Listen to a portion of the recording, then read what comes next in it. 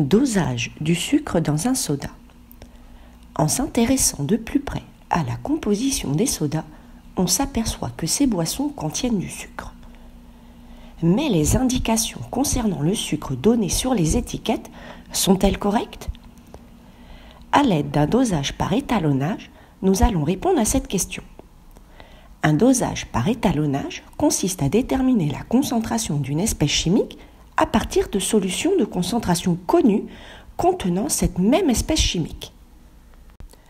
Nous allons considérer que le soda peut être modélisé par une solution sucrée. Dans un premier temps, nous réaliserons plusieurs solutions sucrées de concentrations différentes en prenant une masse de sucre, ici du saccharose, différente pour chacune. Chaque solution sera réalisée par dissolution selon les étapes suivantes. Étape 1. Peser à l'aide d'une capsule de pesée posée sur une balance la masse de saccharose.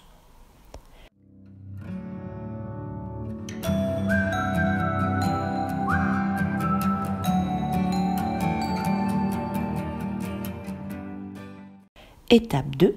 Verser le saccharose à l'aide d'un entonnoir dans une fiole jaugée de 50 ml. Étape 3. Rincer la capsule de pesée et introduire l'eau de rinçage dans la fiole jaugée.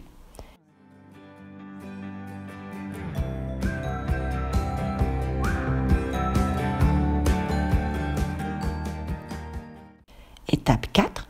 Remplir la fiole jaugée aux 2/3 avec de l'eau distillée, boucher et agiter.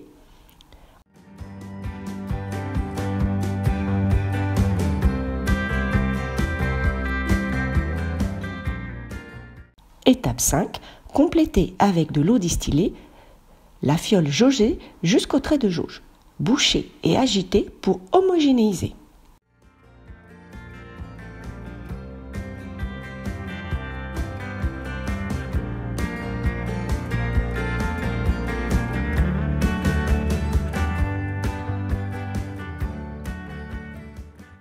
Dans un second temps, il faudra calculer pour les 5 solutions notées de 1 à 5 la masse volumique ρ solution, ρ solution égale masse de solution divisée par le volume de la solution, puis la concentration en masse Cm, Cm égale masse de sucre divisée par le volume de la solution.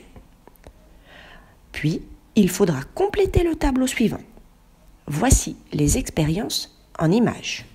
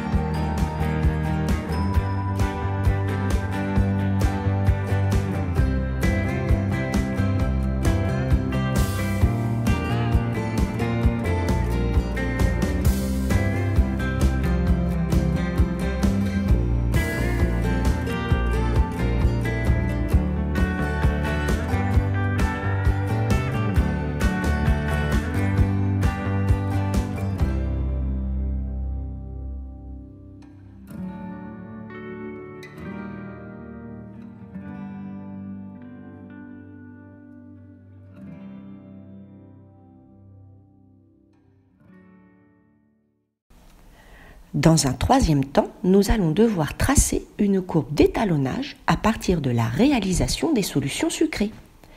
En abscisse, nous placerons la concentration en masse des solutions sucrées.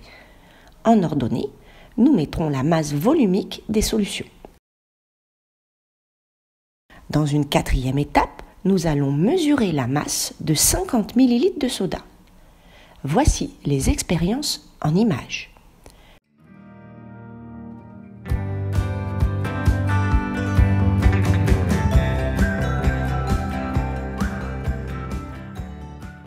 Vous disposez maintenant de toutes les informations pour répondre aux problèmes posés.